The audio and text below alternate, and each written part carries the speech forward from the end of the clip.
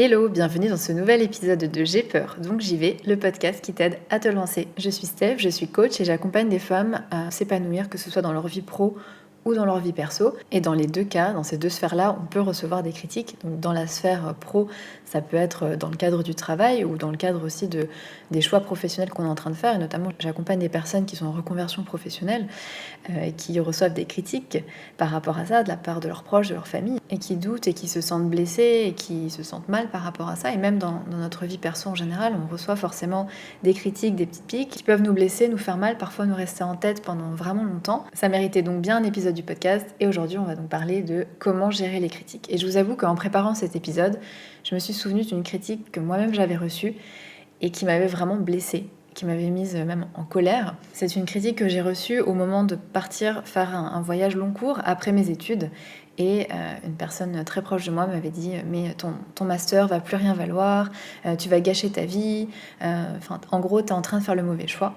Et ça venait de quelqu'un de très proche de moi et vraiment je m'étais sentie dénigrée dans mes choix, je m'étais sentie presque agressée par cette critique. J'avais aussi l'impression de décevoir cette personne parce que c'était vraiment une personne proche et j'aurais voulu qu'elle soit fière de moi, qu'elle me soutienne, qu'elle approuve ma décision et c'est pas du tout ce que j'étais en train de recevoir. Donc ça m'a rendue triste et j'ai eu envie de me justifier, que la personne comprenne, qu'elle soit d'accord avec moi. Parce que ça fait mal, être critiqué, ça fait mal. Et en particulier quand ça vient de personnes qu'on estime et par lesquelles on veut être apprécié, donc notre famille, nos amis, notre partenaire de vie, un supérieur hiérarchique par exemple aussi au travail. Et c'est douloureux. Et pourquoi c'est douloureux ? Moi je vois plusieurs raisons. La première, c'est parce qu'au fond, on a peur de perdre quelque chose. C'est-à-dire que si la personne me critique, si elle n'est pas d'accord avec moi, peut-être que je risque de perdre sa reconnaissance, peut-être même que j'ai peur de perdre cette personne, de perdre son amour. J'ai peur peut-être aussi au fond de, si c'est mon supérieur hiérarchique et qui me critique, je peux avoir peur de perdre mon job, je peux avoir peur, par exemple, auprès de mes amis, de perdre ma réputation, de perdre... Encore une fois, il y a toujours cette notion de perdre quelque chose, de perdre quelqu'un, de se déconnecter de cette personne, puisque si elle me critique, c'est qu'elle n'est pas d'accord avec moi et que peut-être elle va s'éloigner de moi. Une autre raison, c'est aussi peut-être qu'on a fondé notre estime de nous sur le regard des autres, sur l'approbation des autres. Et donc, tant qu'on reçoit l'approbation des autres, leur validation, leur compliment même, on se sent bien avec nous-mêmes, on a une bonne estime de nous. Par contre, quand on est critiqué, ça vient toucher directement notre estime de nous-mêmes. Et puis, troisième raison, je pense aussi que ça fait mal parce qu'on pense que c'est vrai. C'est-à-dire que on pense que cette critique, elle est vraie. Si la personne me le dit, c'est que ça doit être vrai, c'est il ou elle a sans doute raison. Et là encore, c'est très lié à l'estime de soi et au rapport qu'on a avec les autres. Est-ce que je me dis que mon opinion vaut autant que les autres, ou est-ce que j'ai plus tendance à me dire que les autres ont raison, ils savent mieux, et que voilà, dans ce cas, on pourra être plus touché par une critique, puisqu'on assume presque d'emblée qu'elle est vraie et que la personne a raison. Et donc, parce que ça fait mal, parce que la critique est douloureuse, parce qu'on a du mal à la gérer, on peut avoir tendance à tout faire pour y échapper, à essayer de contrôler ce que les autres pensent de nous. On va essayer par exemple de faire les choses bien, de réussir, on va essayer d'être gentil, d'être drôle, d'être disponible pour nos amis, nos beaux-parents, au travail, on va avoir du mal à dire non, on va essayer de faire plaisir, s'effacer, on va se faire passer peut-être au deuxième plan, pour satisfaire les autres et pour pas être critiqué, pour pas être jugé. Peut-être que parfois pour éviter d'être critiqué, on va pas vraiment dire ce qu'on pense, on va pas vraiment être nous-mêmes, quitte à porter un masque pour plaire, pour passer inaperçu parfois aussi, et donc éviter d'être critiqué.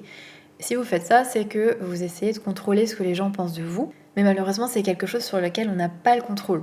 Et j'imagine que vous l'avez déjà expérimenté, mais on peut faire tout bien comme il faut, on finira forcément par être critiqué. Malgré tous les efforts du monde, on risque toujours d'être mal interprété dans ce qu'on dit, d'être critiqué pour ce qu'on est, d'être désapprouvé par certaines personnes qui pensent que malgré tous les efforts du monde, c'est pas assez.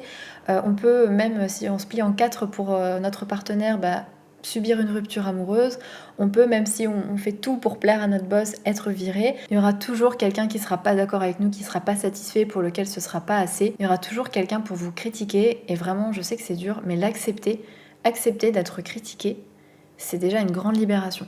Accepter qu'on peut pas empêcher les gens de dire des choses, qu'on peut pas empêcher, encore moins, les gens de penser des choses, et même si vous êtes parfaite ou parfait, vous serez quand même critiqué. Il y aura toujours quelqu'un qui sera pas content. Par contre, on est libre de choisir comment on réagit à ces critiques. Et je sais que c'est pas facile à admettre, je reconnais, mais on est libre de choisir comment on réagit. Le fait de se sentir blessé, le fait de se sentir mal, le fait de se sentir humilié ou même en colère face à une critique, ce sont des options. C'est plein d'options possibles, mais il y en a d'autres aussi. Vous pouvez aussi choisir d'ignorer la remarque, de d'hausser les épaules et de dire bah, ok, elle pense ça, grand bien m'en face, enfin grand bien lui en face. Vous pouvez aussi décider d'apprécier, d'avoir reçu ce feedback et de remercier la personne de l'avoir formulé et de se dire bah voilà, ça va m'aider à m'améliorer. Alors je sais que c'est pas facile, mais c'est aussi possible en fait. Et puis vous pouvez aussi exprimer un désaccord. Vous pouvez juste ne pas être d'accord en fait. Ok, elle m'a dit ça, il m'a dit ça, mais je suis pas d'accord, c'est pas ce que je pense, c'est pas ce que je pense de moi, c'est pas ce que je pense de mes choix. Donc bah je suis pas d'accord et je le dis. Donc il y a plein de manières de réagir. Pourquoi ? Parce que ce qui fait qu'on est touché par une critique, c'est pas la critique en elle-même, mais c'est ce qu'on en pense, c'est l'interprétation qu'on en fait. Imaginons par exemple qu'au travail, vous recevez une critique de la part de quelqu'un que vous estimez beaucoup, que vous admirez, et que ça vous touche, bah c'est sans doute parce que au fond, vous vous dites que cette personne a raison, que ce que vous avez fait, c'est pas bon, que vous devez être nul. Donc votre estime de vous va en prendre un coup et vous allez vous sentir mal, vous allez vous sentir découragé, vous allez peut-être ressasser cette remarque et ce que vous a dit la personne pendant un moment. Par contre, et ça m'est déjà arrivé avec une personne que j'accompagnais, elle avait reçu une remarque d'une personne qu'elle appréciait pas du tout, qui n'y connaissait rien du tout en plus à son travail et qui lui a fait une remarque et ça a été beaucoup plus facile pour elle alors qu'elle était plutôt sensible à la critique, ça a été plutôt facile pour elle de se dire mais en fait de toute façon il y connaît rien, enfin qu'est-ce qui vient me parler. Elle a eu plus de facilité à disqualifier la remarque de cette personne et à passer à autre chose parce qu'elle lui a pas donné la même importance, elle lui a pas donné le même sens à cette critique. Donc là ce que je veux vous montrer c'est que c'est la même critique au fond, mais à l'une je donne le pouvoir de me détruire concrètement et à l'autre à laquelle je donne pas autant d'importance, à laquelle je donne pas autant de sens, que j'interprète différemment finalement, bah, je lui donne pas ce pouvoir-là. Donc c'est important de vraiment prendre conscience de l'interprétation que vous faites d'une critique, que c'est votre interprétation aussi qui fait que vous vous sentez blessé, humilié, ou vous vous sentez ok, ou vous vous sentez neutre. C'est aussi cette interprétation qui se passe et qu'on fait très rapidement parce qu'on interprète tout. Notre cerveau est une machine à interpréter le monde autour de nous, donc c'est normal. Et d'ailleurs c'est aussi pour ça que parfois on peut être très impacté par une remarque qui en fait n'était même pas vraiment une critique. Et je vous donne un exemple. Si par exemple quelqu'un vous dit, je sais pas, une collègue vous dit tiens, tu t'es coiffée différemment aujourd'hui. Et peut-être que pour certaines personnes, elles vont se dire directement « Ouh là là, mais en fait, elle pense que c'est moche, elle pense que ça me va pas », alors que c'est pas du tout ce que la personne a dit. Mais on interprète, et d'ailleurs là, c'est un biais cognitif, c'est une erreur de raisonnement qu'on appelle de la lecture de pensée, c'est-à-dire qu'on essaye, qu'on est en train de lire les pensées de l'autre alors qu'on n'en sait rien en fait. On lui prête des pensées ou des intentions qu'on ne connaît pas et qu'on peut pas connaître si elle ne nous les partage pas. Là, dans mon exemple, cette personne, elle a été touchée par une remarque qui peut-être était tout à fait juste... voilà, la personne a remarqué qu'elle s'était coiffée différemment. C'est un exemple un peu nul, donc j'en suis désolée, mais peut-être que vous trouverez d'autres exemples un peu plus parlants. Mais là, ce qui se passe pour la personne, c'est que ça vient toucher une insécurité qu'elle a, une blessure qu'elle a, peut-être des doutes qu'elle a sur elle-même, sur ses choix, sur ses capacités. Donc, ça va la toucher et elle va tout de suite interpréter de manière à confirmer tout ça. Donc, c'est important vraiment d'en avoir conscience. Et attention, par contre, tout ce que je vous dis, le fait que vous avez le pouvoir, c'est vrai. En revanche, ça signifie pas que les émotions que vous ressentez, elles sont pas valides. C'est ok de se sentir blessé, c'est ok de se sentir humilié, c'est ok de se sentir en colère, simplement de comprendre que ces émotions, elles sont liées à l'interprétation que vous donnez à la critique, à ce que vous pensez de la critique. Et c'est pas la critique que vous recevez qui fait que vous vous sentez mal. C'est ce que vous en pensez, c'est ce que ça veut dire pour vous. Et de la même manière, les pensées automatiques qui jaillissent dans notre cerveau, on n'en a pas le contrôle. Par contre, ensuite, on peut faire stop, et avant de partir et de se laisser entraîner par ces pensées, on peut faire stop et se dire « Ok, je me sens comme ça parce que j'ai interprété la critique de telle manière, et en fait, je suis pas obligée. » Et ça, c'est un pouvoir énorme, c'est super puissant. Moi, personnellement, ça m'a beaucoup aidé. Par exemple, quand on a critiqué mon choix de partir en voyage plutôt que démarrer une carrière traditionnelle après mes études, etc., etc., je me suis aperçue que cette colère, cette tristesse, le fait de me sentir blessée, c'est parce que cette personne, elle est importante pour moi, que j'ai envie qu'elle soit fière de moi. Mais ça ne veut pas dire que ce qu'elle m'a dit, c'est vrai, ça ne veut pas dire que c'est vrai pour moi. Donc je me suis demandé, ouais, est-ce que c'est vrai ? Est-ce que c'est vrai pour moi ? Et non, en fait, je pensais pas que mon diplôme serait perdu après mon voyage. J'ai trouvé plein d'exemples de gens qui en ont fait un atout même sur leur CV, d'avoir fait une année comme ça de voyage à travers le monde. Et puis voilà, je suis pas d'accord et c'est ok de pas être d'accord parce que les autres ont leur vision de la vie, ils ont leurs croyances, ils ont leurs valeurs à eux, leurs insécurités à eux, leurs peurs à eux. Tout ça, ça leur appartient. Et moi, je suis pas obligée de les convaincre, je suis pas obligée de me justifier. Je peux les laisser se tromper sur moi après tout, c'est ok. Et d'avoir toutes ces pensées-là, ça m'a vraiment soulagée. Parce que qu'est-ce que ça veut dire? C'est que je suis pas responsable de ce que les autres disent, de ce que les autres pensent, mais je peux choisir comment je me sens par rapport à ça. Et ça, c'est énorme en fait, parce que ça veut dire que personne peut nous blesser sans notre consentement. C'est vraiment un super pouvoir. Ouais, maintenant, très concrètement, je vais vous proposer 6 étapes pour faire face à une critique. Et la première chose à faire, c'est de ne pas répondre à chaud.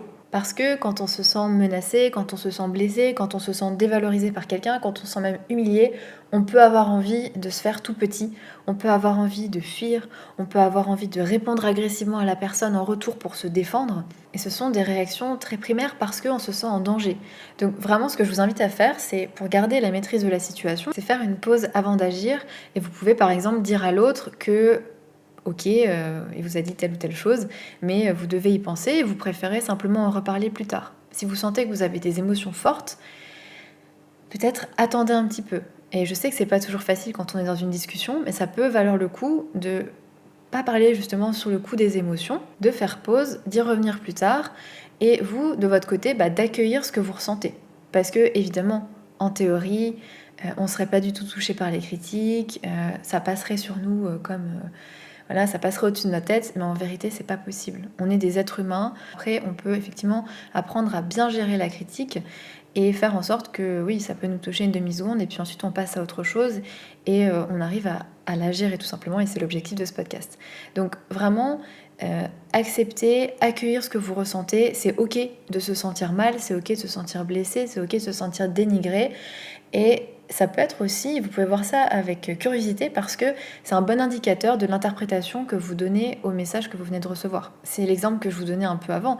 Si ça vous touche, qu'est-ce que ça veut dire sur vous? Est-ce que ça veut dire que peut-être vous aussi vous pensez ça au fond de vous? Est-ce que ça veut dire quelque chose sur les rapports que vous avez avec cette personne? Peut-être que vous recherchez à ce qu'elle soit fière de vous, à ce qu'elle vous aime. Peut-être que son avis est vraiment important pour vous. Donc c'est important de accueillir ses émotions, se dire que c'est ok, et peut-être chercher, si vous ressentez ça, qu'est-ce que ça veut dire sur vous, sur les autres, sur votre relation avec les autres. Première étape, ne pas répondre à chaud et accueillir vos émotions. Deuxième étape, isoler le message. Ça, c'est vraiment important de détacher, comme on dit souvent, le message du messager. Parce que la manière dont vous interprétez le message, ça dépend aussi du messager. C'est-à-dire que si c'est une personne que vous valorisez ou qui vous énerve ou qui utilise un ton que vous pouvez percevoir comme peut-être agressif ou accusateur, ça va mener à une interprétation complètement différente du message. Donc première chose, c'est vous demander, donc prendre le message en lui-même, qu'est-ce qui a vraiment été dit? Parce que j'en pense, parce que je pense que la personne pense vraiment, mais en substance, quels sont les mots qui ont été dits? Et puis, est-ce que j'ai vraiment été critiquée? Parce que comme je vous le donnais avec l'exemple de la personne qui vous dit que vous avez changé de coiffure, c'était peut-être pas une critique en fait. Donc vraiment, qu'est-ce qui a été dit? Quels sont les mots employés? Et si c'est pas clair pour vous, demandez une clarification. Et ça, on le fait pas assez souvent parce que souvent on est déjà dans l'interprétation et on pense qu'on a compris ce que la personne voulait dire. Donc je vous invite vraiment à demander à la personne qu'est-ce que vous avez voulu dire, qu'est-ce que tu as voulu dire, est-ce que j'ai bien compris? Parce que parfois c'est vraiment très différent de ce qu'on a compris. Et on a filtré le message en fait. Entre l'émission du message par la personne et notre réception à nous, il a été filtré parce que tout ce que je vous avais dit en fait, ce qu'on pense de la personne, par nos insécurités, par plein de choses qui fait qu'on peut recevoir le message vraiment différemment de ce qui a été dit. Donc deuxième étape, isoler le message. Qu'est-ce qui a vraiment été dit? Troisième étape, c'est de prendre conscience de votre interprétation. Qu'est-ce que ça déclenche en moi? Qu'est-ce que ça veut dire pour moi cette critique? Qu'est-ce que ça veut dire sur l'autre? Qu'est-ce que ça veut dire sur notre relation? Et je sais que c'est une étape difficile parce que souvent on pense que nos pensées sont vraies. Et c'est normal parce que sinon on les aurait pas et on serait constamment dans le doute. Donc si on interprète quelque chose, on pense que c'est vrai. Mais en fait c'est un biais cognitif. Un exemple, imaginons que votre collègue vous dit que votre blouse est mal repassée et je me sens tout de suite honteuse. Comment je suis en train d'interpréter sa remarque? Est-ce que je suis en train de me dire oulala, en fait ma collègue elle pense que je suis une souillon, que je prends pas soin de moi? Et souvent on s'en rend pas compte, c'est-à-dire qu'on va tout de suite de la critique de la personne, donc oula, ta blouse elle est mal repassée ce matin, à ce sentiment de honte, ce sentiment d'être mal à l'aise, mais c'est parce que entre les deux, on a interprété. Ça, on se rend pas toujours compte. Donc c'est vraiment hyper important de conscientiser pourquoi je ressens cette émotion, qu'est-ce que ça a déclenché en moi, comment je l'ai interprété en fait. Parce que si vous pensez qu'elle vous juge négativement et que en fait elle pense que vous êtes une souillon, etc. Et que peut-être même vous vous êtes rendu compte en arrivant au bureau que votre blouse était mal repassée et que ça vous a mis mal à l'aise, vous allez interpréter d'autant plus cette remarque comme ça en fait. Alors que si ça vous importe peu, que vous aviez même pas remarqué et qu'elle vous dit que votre blouse est mal repassée, que peut-être vous allez vous dire ah bah c'est marrant, j'avais pas remarqué, merci de me le faire remarquer, et puis vous allez passer à autre chose tout simplement. Donc une fois que vous avez pris conscience de l'interprétation que vous faites de la critique, quatrième étape, c'est de choisir ce que vous en pensez. Et là c'est vraiment clé, c'est là où vous avez le pouvoir, c'est là où vous avez le contrôle. Vous n'êtes pas obligé d'être d'accord, vous n'êtes pas obligé de le prendre pour vous, et c'est là où vous avez le contrôle. Donc vous pouvez vous demander, est-ce qu'il y a un fond de vrai pour moi dans cette remarque? Est-ce qu'il y a un fond de vrai pour moi dans ce feedback? Est-ce que je suis d'accord avec ce feedback? Et si la réponse est oui, si effectivement il y a quelque chose de vrai, il y a quelque chose d'utile pour vous, ben tant mieux en fait. Vous n'êtes pas obligé de vous sentir blessé ou humilié, vous pouvez simplement vous dire, ok, je prends cette information, merci de me l'avoir fait remarquer, enfin vous n'êtes pas obligé de le dire, mais vous pouvez process comme ça cette critique, et l'utiliser pour progresser. Donc finalement, cette critique, ce feedback va devenir positif. Par contre, si vous n'y voyez pas de vrai pour vous, si vous n'êtes pas d'accord avec ça, vous pouvez choisir de l'ignorer, d'être neutre, de juste rien en penser, c'est une information, ok, cette personne pense ça, ou cette personne me fait ce feedback-là, mais moi je suis juste pas d'accord en fait, donc ok, tout simplement. Et là, c'est important de vous souvenir que vous n'êtes pas obligé de vous épuiser à tenter de convaincre les autres, parce que vraiment vous allez vous épuiser si vous voulez toujours que les gens soient d'accord avec vous. C'est fatigant. Vous pouvez les laisser se tromper sur vous. C'est ok, il y aura toujours des gens qui n'auront pas compris exactement ce que vous voulez dire, ou qui vous êtes, ou qui vous critiqueront pour quelque chose que vous pensez pas être ou pas faire, ou peu importe. C'est ok en fait. Vous n'avez pas besoin que tout le monde vous aime. Vous n'avez pas besoin que tout le monde soit d'accord avec vous pour avancer. Et je sais que c'est dur, surtout quand ça vient de la famille ou des proches, de se dire que ils sont pas d'accord avec nous. Et ça peut être difficile de se dire je le fais quand même, parce que encore une fois il y a cette peur de perdre. Et là c'est vraiment important de travailler sur la confiance en soi, sur l'estime de soi. Et c'est le 5e point que je voulais aborder avec vous aujourd'hui, c'est que si la critique elle vous fait peur, si vous avez du mal à la digérer, c'est peut-être le signe qu'il faut travailler votre estime de vous. Donc ça c'est vraiment important, travailler son estime de soi. Parce que quand elle repose sur l'approbation des autres, sur leur validation de votre personne, de vos choix, c'est dangereux. Donc avec les personnes que j'accompagne et qui veulent faire des choix de vie qui leur correspondent, mais qui ont peur de décevoir, qui ont peur d'être critiquées, ou qui ont déjà des proches qui sont pas d'accord, qui les critiquent, qui les soutiennent pas, on travaille tous ces points, apprendre à gérer la critique, apprendre à se faire confiance, mais on travaille aussi beaucoup plus en profondeur sur l'estime de soi. Parce que, oui, ça permet de mieux faire face à la critique, mais ça permet aussi d'oser s'affirmer, ça permet d'oser prendre sa place, parce que si on a une bonne estime de nous, on vaut la peine, on mérite. Ça permet aussi d'être plus bienveillant envers soi-même, parce que quand on a une faible estime de soi, on a tendance à vraiment se critiquer, et c'est ça aussi, on est notre plus grand critique. On a souvent peur d'être critiqué par les autres, mais souvent, derrière, nous-mêmes, on se critique énormément. Et j'accompagne plein de personnes qui vivent avec un petit bourreau à l'intérieur d'elles, qui fait que les critiquer, les blâmer, leur dire qu'elles sont pas assez bien, que c'est pas assez, qu'elles vont échouer, que ça va pas marcher, bref, qui est constamment en train de critiquer. Et à chaque fois, on en revient à cette question de l'estime de soi. Donc c'est vraiment hyper important, si vous vous reconnaissez dans ces points-là, de travailler l'estime de vous. Parce que ça a un impact vraiment sur plein de domaines de votre vie, que ce soit pro, que ce soit perso, beaucoup plus que ce qu'on l'imagine. Et c'est ce qu'on travaille dans mon programme d'accompagnement Libre, qui est un programme de coaching individuel qui se déroule sur 16 semaines, où on travaille vraiment en profondeur l'estime de soi. Mais pas pour le plaisir de travailler l'estime de soi comme ça, mais parce que vraiment ça a un impact sur toutes les sphères de notre vie. Et quand on a une bonne estime de soi, on ose s'affirmer, on ose enfin se faire passer en premier, prendre notre place, on est moins sensible au jugement des autres, on peut relâcher la pression sur le perfectionnisme. Il y a plein de... Vraiment, ça a un impact sur tout. Si c'est quelque chose qui vous parle et qui vous intéresse, que vous voulez en savoir plus, je vous mettrai le lien dans la description du podcast pour réserver un appel de 30 minutes offert évidemment avec moi pour échanger sur votre situation et voir si je peux vous aider, tout simplement.